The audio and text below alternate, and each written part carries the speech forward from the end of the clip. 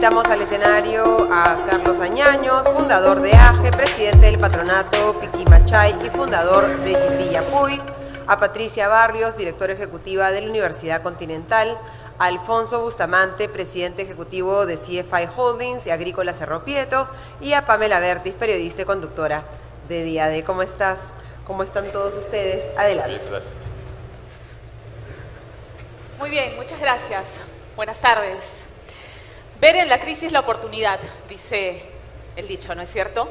Y de eso se trata este segmento, de aprender de las experiencias empresariales de quienes han atravesado precisamente épocas turbulentas y lo han hecho con éxito. Pero yo quiero detenerme brevemente en algunos datos adicionales a los que se han mencionado ya en varias sesiones. El diagnóstico de esta crisis, que venimos arrastrando desde hace ya algunos años, pero que claramente ha venido a agudizarse con el tema de la pandemia y el primer año de este gobierno. Ese diagnóstico es harto conocido, ha sido recogido con mirada crítica, y quiero decirlo no solamente por la prensa local, sino también por publicaciones en editoriales de publicaciones prestigiosas como el New York Times, el Washington Post, The Economist, que atribuyen esta crisis a un ejecutivo errático que socava con sus decisiones la institucionalidad democrática. En esa misma línea está el último informe diagnóstico del Banco Mundial, y voy a leer textualmente una cita de este informe que señala que la causa fundamental del limitado progreso para los dos desafíos del desarrollo del Perú, la baja productividad y la desigualdad, radica en la debilidad y declive de las instituciones públicas que han sufrido una rotación sin precedentes de funcionarios públicos sin el perfil adecuado, trastornando el funcionamiento del Estado. Entonces, tenemos un Estado que es percibido como ineficiente y además corrupto. La última encuesta de Proética sobre corrupción recoge que el 81% de los peruanos tiene la sensación de que la corrupción se ha incrementado. Y no solamente se han deslegitimado las instituciones, por primera vez desde el 2004, el gobierno central es percibido como una de las instituciones más corruptas, con 42%, después del Congreso con 64%. El descrédito y la desconfianza alcanza a toda la clase política. Una encuesta del Instituto de Estudios Peruanos señala que el 50% de los peruanos, y esto es bien grave, no se siente representado por ningún político, y otro 18% simplemente no tiene una idea clara sobre el tema. Crisis de representación política muy grave. La empresa privada, y lo hemos escuchado ayer, tampoco se salva. Lo han subrayado y quiero aplaudir la sinceridad con la que abordaron el tema Juan Fernando Correa y Jessica Rodríguez, que citó una encuesta en la que señala que solamente el 26% de los peruanos cree que los empresarios son confiables y otro 36% que cree que no son nada confiables. Este es un dato crítico, porque también convenimos aquí que la empresa privada es parte fundamental del crecimiento y el motor económico de un país, para la generación de empleo, para el crecimiento, empleo digno, empleo con todos los beneficios. Entonces, y porque además eso es un dato que se ha repetido mucho aquí, ¿no? De cada 10 soles que se invierten en el país, 9 vienen del sector privado. Entonces, quiero terminar esta introducción señalando el peligro que esta situación entraña, citando la medición del Latino Barómetro, que coloca al Perú liderando este triste ranking de corrupción en la región. ¿Y qué es lo que concluye el Latino Barómetro? Que ante situaciones de corrupción extendida se abre el espacio para una salida fuera de la institucionalidad. Sí, ese es el peligro. Entonces, esa es la magnitud de la crisis que afrontamos y esa es la conversación que vamos a tener hoy día. ¿Cómo navegamos en esta crisis? Ustedes son los que tienen la experiencia y entonces le doy la palabra primero a la dama, si me permiten, a Patricia Benavides, para hablar de el mayor aprendizaje en épocas de crisis. Patricia. Bueno, muchísimas gracias por la invitación, especialmente gracias Felipe por la confianza. Bueno, creo que ha habido un hilo conductor en estos 2 días y las sesiones que hemos tenido, que tiene que ver con la confianza, ¿no? Y en realidad hay 3 elementos que están sumamente unidos, vinculados, están correlacionados, que son la confianza, la capacidad de adaptación y la posibilidad de crecer, ¿no? Hace unos meses la Universidad de Harvard hizo un estudio y encontró que el 93% de las empresas en el mundo que han crecido en el momento de pandemia lograron crecer porque pivotearon rápidamente su estrategia. Y cuando analizamos por qué una organización es capaz de pivotear rápidamente su estrategia, vemos que en realidad es porque construye sistemas que se basan en la confianza interpersonal entre las personas. Confianza, nuevamente, ¿no? ¿Y por qué estamos hablando hoy de la confianza? En verdad creo que es porque, bueno, a mí me ha tocado vivir la pandemia y esta crisis sistémica que estamos experimentando desde un lugar sumamente especial. Yo trabajo en una organización de educación superior que además tiene presencia en varias regiones del Perú, en el centro, en el sur, y he visto cómo es que las familias luchan por salir adelante aún en momentos difíciles con esta visión optimista de largo plazo. Las personas sí somos capaces de renunciar a eso que en el corto plazo nos puede dar satisfacción, pero que compromete nuestro largo plazo, ¿no? Y realmente eso nos ha dado mucha esperanza y entendemos que entonces la educación tiene un rol fundamental en primera línea de responsabilidad en seguir creando inclusión.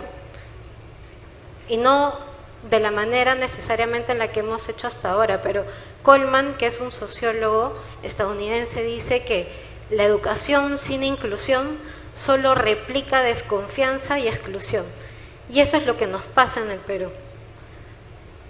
Las organizaciones de educación superior tenemos un rol fundamental de generar inclusión y acompañar el proceso de institucionalización, porque la democracia y las instituciones solamente funcionan cuando hay un involucramiento activo de todas las partes. Gracias, Patricia. Carlos, estábamos en la sala de reuniones y comentabas que el grupo empresarial del que formaste parte ha pasado por la dictadura militar, la hiperinflación, el terrorismo, digamos, las situaciones de crisis no te son ajenas. No, gracias, Pamela, es un honor estar con Patricia Alfonso aquí. Quiero partir con un mensaje para mí importante. Yo no pierdo la esperanza en esta gran nación que se llama Perú. ¿Y por qué digo eso? Porque el Perú es el país que tiene la posición número 3 en mayor cantidad de microclimas en el mundo. Es el cuarto país más biodiverso del mundo. Es el octavo que tiene mayor cantidad de reserva de agua dulce en el mundo. Es un país mágico. Yo tuve la suerte de vivir, estudiar, educarme, emprender, iniciar un negocio en Ayacucho, en la época del terrorismo, en la época dura. Vivimos en inflación o hiperinflación, secuestro, bombas, muertes, ¿para qué recordar más? Pero sí quiero resaltar algunos datos importantes. Mi madre fue maestra en Ayacucho y al final de los 90 su sueldo de maestra era apenas $10 al mes, seguro muchos de nosotros nos acordamos. Y hoy me pregunto, ¿cuál es el sueldo de un maestro? Probablemente nos acercamos más cerca a los 400 o 500 o $600. Y el tema es qué es lo que ha pasado en estos años, ¿no? De ahí sí quiero resaltar esa gran valía de la gran empresa privada, de los emprendedores, de los que estamos aquí, somos capaces de generar empleo digno.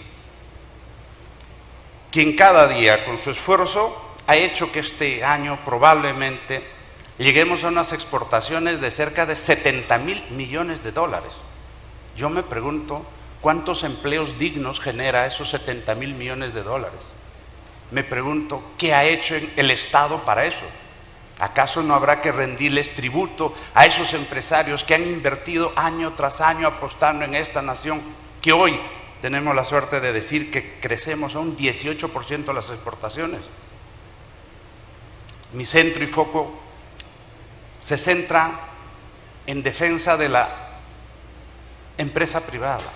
Yo tengo la suerte de estar hoy aquí hablándole a ustedes porque soy el resultado de un modelo que trabaja en libertad, un modelo que me ha dado la oportunidad de crecer, aprender y desarrollar. Y con orgullo podemos comentar de que el país es el 9º proveedor de frutas en el mundo.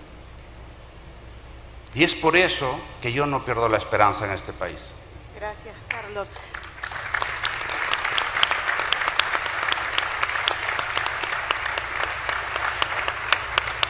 Alfonso, también conversábamos sobre esta situación en la que nos encontramos, en que el discurso de polarización encajona y etiqueta a todos en un mismo saco, y hablando de la desconfianza que se percibe también en la clase empresarial, y tú decías, no es justo. Yo veo infelizmente a un gobierno, a un ejecutivo muy cómodo desde la posición de victimizarse y generar un cuco en una prensa que lo critica, y en una clase empresarial a la que le pone la etiqueta de abusiva, y tú dices, no es así, han habido malas prácticas, se han reconocido, ha habido un distanciamiento, lo han reconocido, pero tú dices, no es justo, no nos etiqueten hacia todos, y tu experiencia personal me la contabas adentro y yo decía, wow, háblanos de esa experiencia, por favor. Gracias, Pamela. Bueno, efectivamente yo creo que la etiqueta que tenemos los empresarios en general, que lo muestran las estadísticas, es muy mala, y hay que, más allá de justicia o injusticia, esto hay que tratar de explicar por qué, las razones, ¿no? Yo creo que hoy día los empresarios, o la gran parte de empresas que yo conozco, ¿no?, las empresas serias, tienen muy arraigado el tema de valor compartido, como lo decía Fernando, responsabilidad social empresarial, responsabilidad ambiental. Hoy día nuestros fiscalizadores no necesariamente son los organismos reguladores, son nuestros clientes.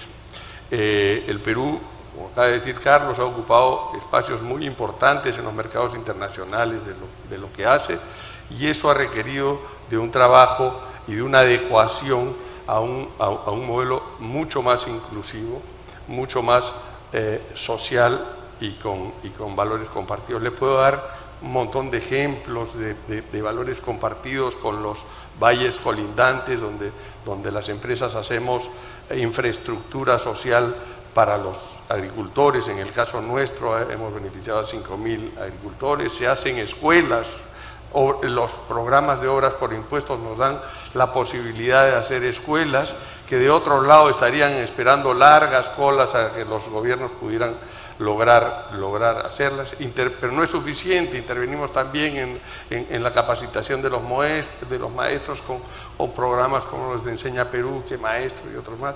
Puedo seguir mencionando esto, pero no quiero hacerlo. Quiero decirles más bien que todo eso es insuficiente. Es absolutamente insuficiente.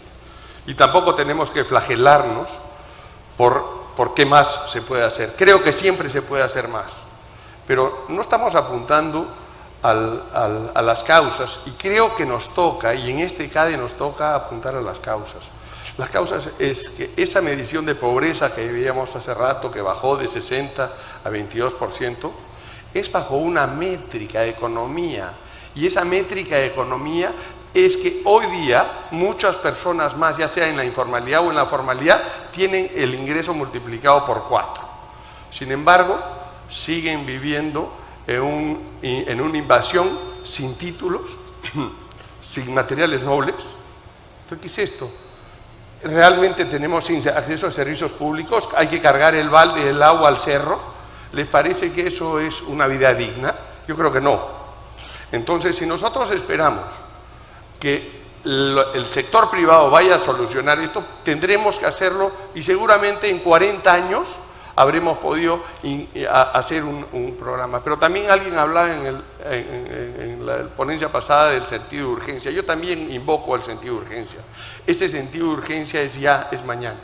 Entonces, tener una población realmente pobre, por millones de personas que no tienen acceso a la dignidad en el Perú.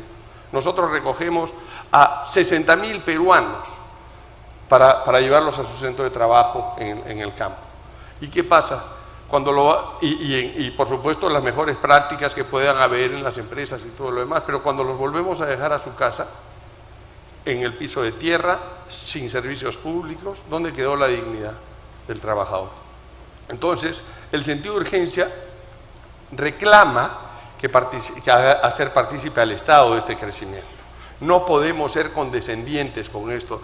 Esta inacción en la que estamos viendo, y no viene de ahora, quizás el de ahora es el peor, pero desde hace 30 años que venimos en este cuento. Y nosotros los empresarios sí tenemos una responsabilidad, sí, por supuesto que tenemos. No podemos ser complacientes con ese descuido, no podemos. Y claro, participar en la vida política, bueno, veamos cómo. Yo planteo que la forma de participar en la vida política de los empresarios es a través del fomento de instituciones que ayuden a fortalecer los partidos políticos. Cualquier gobernante que salga elegido sin un respaldo político está destinado al fracaso, independientemente de su color político. Las reformas que se requieren en este país son muy profundas y requiere apoyo de la calle, requiere apoyo del Congreso y todos unidos. Entonces, si no lo logramos, creo que seguiremos esperando y seguiremos flagelándonos en los próximos 40 años.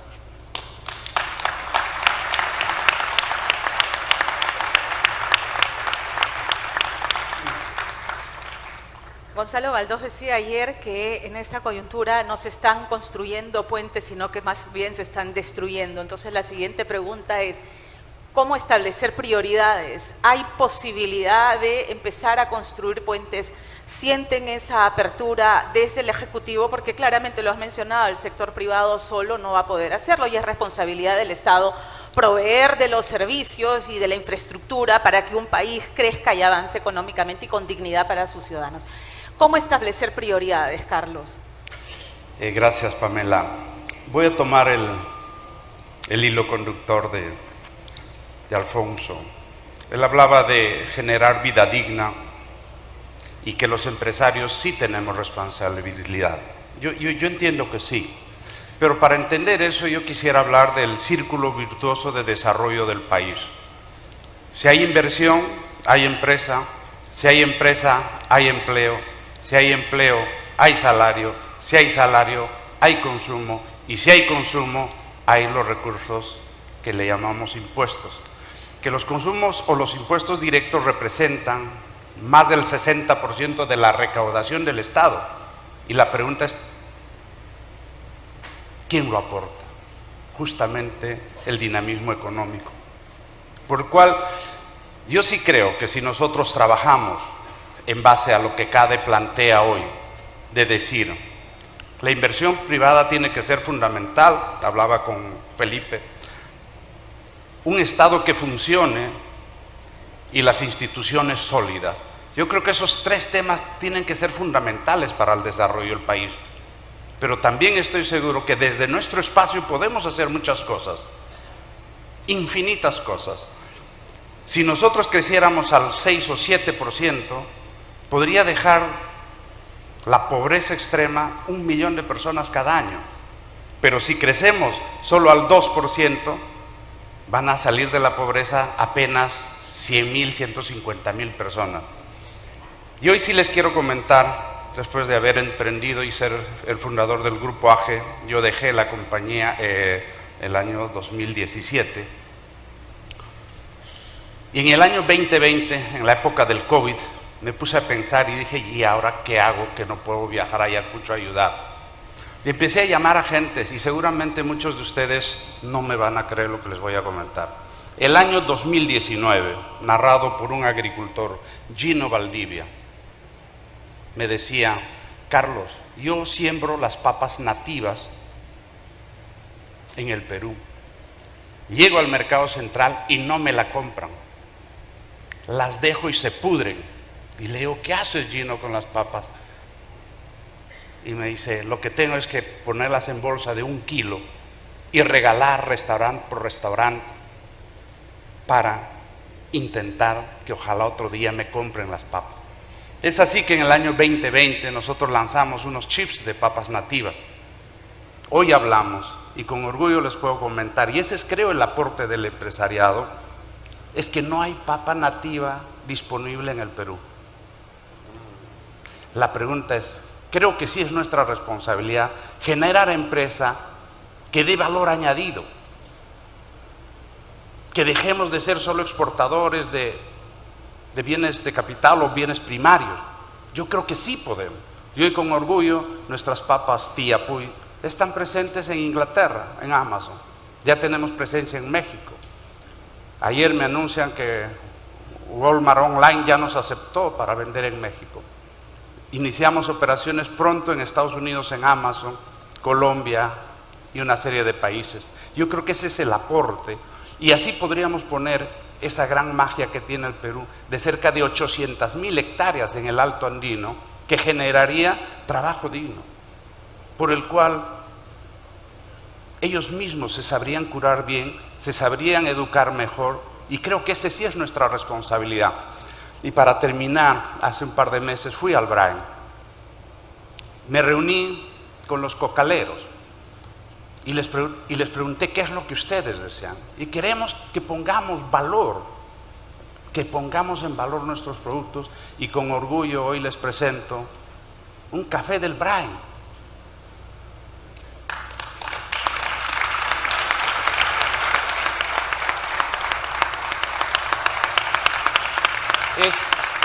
Es una apuesta atrevida, porque seguro muchos de ustedes saben de los puntos Parker que tienen el vino, y cuántos sabemos de los puntos en tasa de referencia de calidad extraordinaria de café que producimos en el Perú.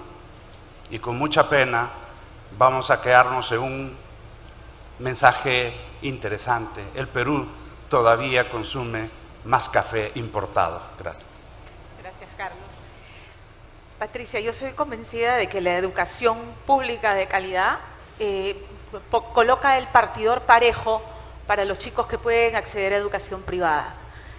Creo que SUNEDU ha hecho un trabajo por elevar y filtrar para que esa educación pública sea de calidad. Pero en el Congreso se están más bien socavando eso que se ha avanzado. Desde su experiencia en el sector, ¿cómo avanzar en lo que el SUNEDU ya ha logrado para no perderlo, precisamente todo lo logrado? Bueno, yo creo que lo que Carlos ahora nos ha narrado es fundamental, ¿no? La cercanía a las personas y la cercanía a las necesidades de las personas impulsa la innovación. Creo que en educación hay mucho por hacer en términos de innovación. Y claro, en los últimos 15 años las universidades públicas han mantenido el ratio de cobertura, es decir, tienen la misma cantidad de estudiantes a pesar de que se ha más que duplicado su presupuesto.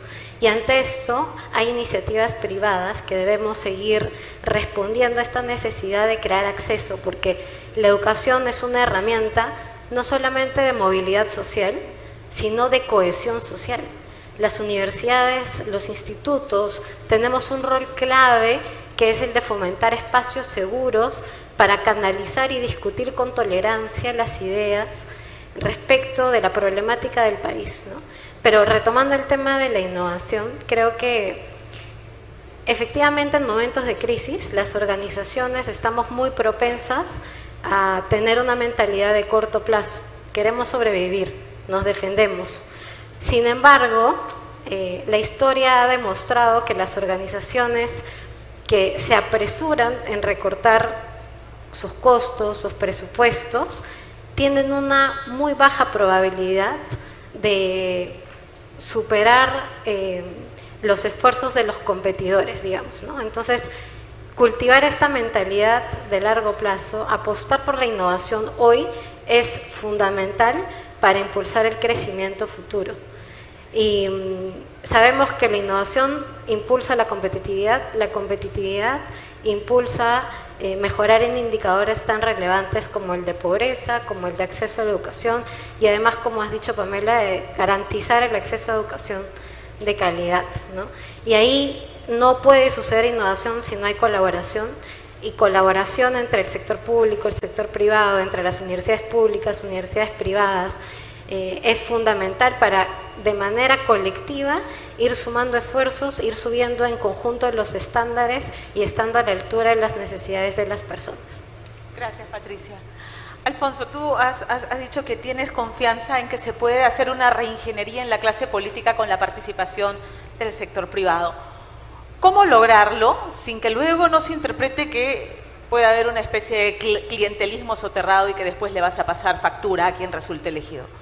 Lo que yo me refiero ahí es que tenemos que poner las bases, dar oportunidad a la población organizada, interesada en política, que pueda constituir un partido político de cualquier color. Entonces, dotar nosotros de las mejores prácticas, digamos, de gobierno, democráticas, para que se constituya un estatuto de partido, un reglamento de partido, cómo se eligen los candidatos, cómo se van preparando. El primer acto de corrupción de un presidente que no tiene las capacidades ni el equipo es eso, presentarse a unas elecciones. Se necesita realmente dotar de esas capacidades. Yo propongo que se hagan las escuelitas de una escuelita con el apoyo de las universidades, con el apoyo, ojalá el patrocinio de empresarial, para que podamos adoptar esas mejores prácticas y ponerlas a disposición de todos, de cualquiera que pueda lograr esto. Sí creo que no se puede vivir sin los partidos políticos. Creo que desde los 80s, que nosotros cuando vimos desaparecer a los partidos políticos, en algún momento dijimos hoy por fin, ¿no? Porque estábamos hastiados de esto, pero es como querer eliminar los vehículos, los carros, porque hubo un atropello, ¿no? O porque se conduce mal. No hay que eliminarlos, lo que hay que es ayudar a que operen mejor. A eso me refiero. Y solamente una cosita sobre salud y que tiene que ver con esto, y educación, que son bases fundamentales para que los peruanos tengamos un futuro. Yo creo que debemos también incorporar, por lo menos en el discurso y apoyar a los sistemas de concesiones. La única salida posible que yo le veo a salud realmente es que se concesione, que vaya concesionando los hospitales a quienes tienen las mejores prácticas. Lo que sabemos como resultado de las concesiones es que se mejora la calidad de servicio y se reducen los costos. No queremos todo eso para los peruanos, no queremos que no hayan colas. Ya hay 3 casos en el Perú donde se han concesionado hospitales en salud y con muy buenos resultados. Se trata del Hospital Barton y el Hospital Kelling, y hay otro que no recuerdo más en Villa María del Triunfo, que hoy día tienen las mejores métricas de resultados por cualquier medida de los sistemas de salud. Hagamos lo mismo en educación y tendremos un país mejor, más rápido. Gracias.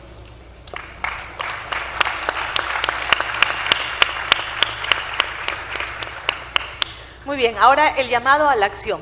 2 minutos para cada uno para que puedan dar un mensaje final, precisamente eso, llamando a la acción. Patricia. Bueno, creo que siempre nos vamos a enfrentar a problemas. Es importante elegir los problemas a los que nos queremos enfrentar,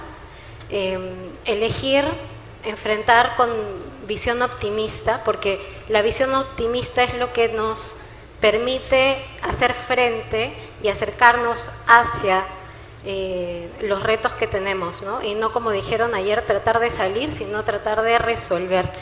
Y creo que con alegría, cultivando el optimismo, pero en unión, vamos a poder como país enfrentarnos a este nuevo capítulo que nos toca, porque la crisis la venimos arrastrando de toda nuestra historia como república, pero nos toca un capítulo a esta generación, y creo que poniendo la intención correcta podemos acercarnos a ese tipo de liderazgo que nos va a ayudar a resolver los problemas de manera colaborativa y propositiva.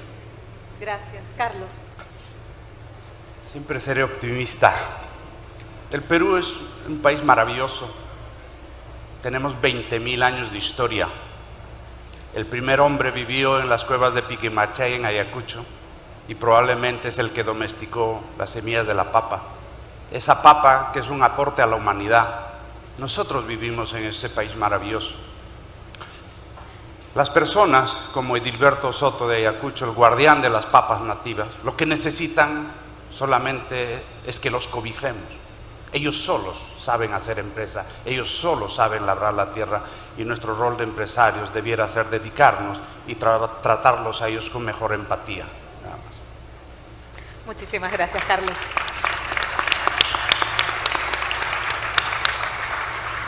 Alfonso. Bueno, después de lo que he dicho, me toca hacer un llamado también a todos los empresarios en seguir con el empuje que se necesita. Sabemos que no es fácil hacer empresa en ningún lado. Hacer empresa en el Perú es más difícil.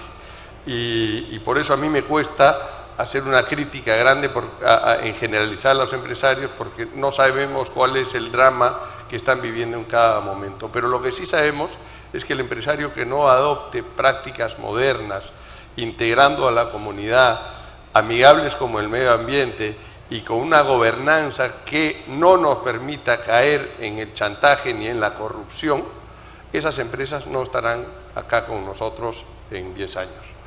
Estarán destinadas a la extinción, y mejor que así sea.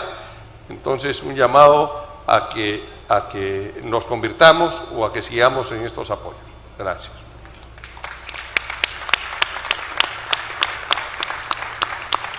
Yo me quedo con ese mensaje, ¿no? Claramente se percibe la voluntad del sector privado de colaborar, de construir los puentes que se están destruyendo, que esperemos que del otro lado se reciba el mensaje con claridad. En el discurso político está eso, ¿no? El ofrecimiento de atraer inversión privada, y también creo que hay consenso en que no se están dando esas condiciones. Entonces espero que este sea un punto de partida con la buena disposición que estamos observando de empezar a construir esos puentes, Gonzalo, y gracias a todos. Gracias. Gracias.